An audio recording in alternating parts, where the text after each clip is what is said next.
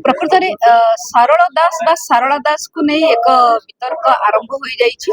एवं ए वितर्कर उद्देश्य हेउछि सारला दास को समय तांकर जन्मस्थान एवं तांकर नाम को नहीं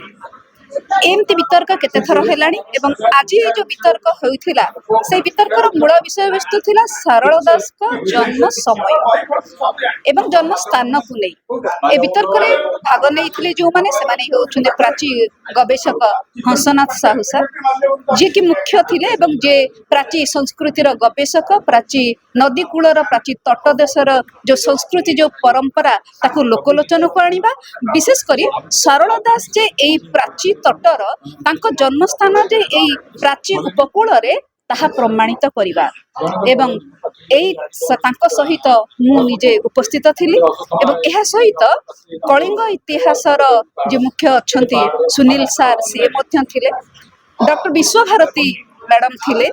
जे खूब सुंदर भावरे जापान रु पाइथिबा सारला दास को पोथी संपर्क रे आलोचना करथिले महाभारत पोथी संपर्क रे आलोचना करथिले एई सभार जे आयोजक प्राची प्रज्ञा परिषदर ट्रस्टी जे अश्विनी महापात्र सार से मध्य उपस्थित थिले एवं प्राची संस्कृति को उद्धार करबा एवं तार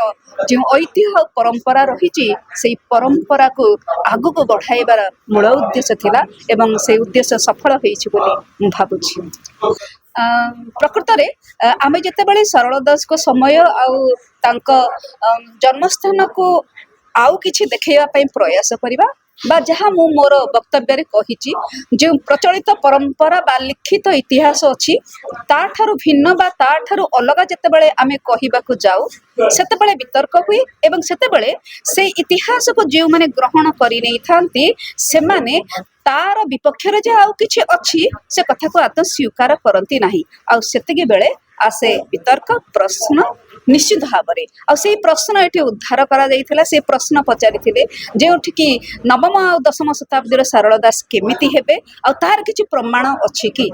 ता सहित मादला पांजी रे काहेकि सारला दास का संपर्क रे महाभारत संपर्क रे किछि उल्लेख नाही से संपर्क रे एवं एहा बाबद इतिहास कोन कहूची आमे जानिचे साहित्य आ इतिहास दीटा जाक भिन्न भिन्न जिंस इतिहास अलग आ साहित्य अलग आमर सबुठारु असुविधा हेउची जे तत्कालीन साहित्यिक माने तांको जन्म समय को नहीं एवं जन्म स्थान को नहीं सठिक कोनोसी मत प्रदान करि नाहंती आमे केवल तांकर रचनार शैली तांको लिखन शैली एवं तत्कालीन सामाजिक रीतिनीति को अनुध्यान करी तांकर एक समय को निर्धारण करने को चेष्टा करू ता मध्य आनुमानिक तेणु जदि सबुजाक अनुमान ले चलुची तेबे आउ गोटे अनुमान को प्रमाण सिद्ध करिवार प्रयास तो करा जाऊ तेणु से उद्देश्य रे आमे आलोचना टी को जारी रखिथिले ए संपर्क रे भी हमर आ पूर्वरु उत्कल यूनिवर्सिटी रे ओडिशा साहित्य एकेडमी तरफ होइथिला एक प्राची संस्कृति उपरे आलोचना चक्र एवं सेठी मध्य उपस्थापना करा जाइथिला किंतु समस्या होचे से ताहा जहाँ मु प्रथम ही कही सारी जहाँ लेखा है सारी आम ताकू ही आखि बुझी ग्रहण करें एवं तापर आउ किछि आलोचना करा जाई पारे एवं विशेषकर जड़े जड़े प्रसिद्ध लेखकों विषय प्रसिद्ध कवि विषय तेज ताको ग्रहण करवाटा एत सहज कथा नुहे आम से कारण ही एमती आलोचना चक्र करुछु जे जेते जोरदार ये आलोचना चक्र हम से सरकार ताको ग्रहण करेंगे तेणु सरकार एत सहजरे ग्रहण करेंगे ना आम जाचु किंतु उद्यम तो दरकार प्रयास तो दरकार तेणु आमर ये छोटिया उद्यम आगु जे फलप्रद हेब बोली आमे आशा करुछु आशा तो अच्छी संभव हम बोली आई आशा जदि नथा संभव हम बोली ताहले बहुत प्रयास होता जेकोसी विषय में आपड़ गोटे प्रयास करूँ तेणिकी गोटे पथर या स्थान में जब कूटे खोलने को चेष्टा करेंगे निश्चित भाव में से प्रथम समस्त मना करथिबा तले पानी ना हेब ना कर ना किंतु करा जाए एवं प्रयास करी शेष पर्याय रे पहुँचला बेले से पानी बाहर ठीक सेमिति आमर एक प्रयास आशा जे ए निश्चित भाव में सफल हेब देखो साहित्य इतिहास नुह साहित्य कभी इतिहास नुह सारला दास समय जो कथा लिखा तार जमार इतिहास नुह कपिलेन्द्र देव समय सारला दास को इतिहास लिखी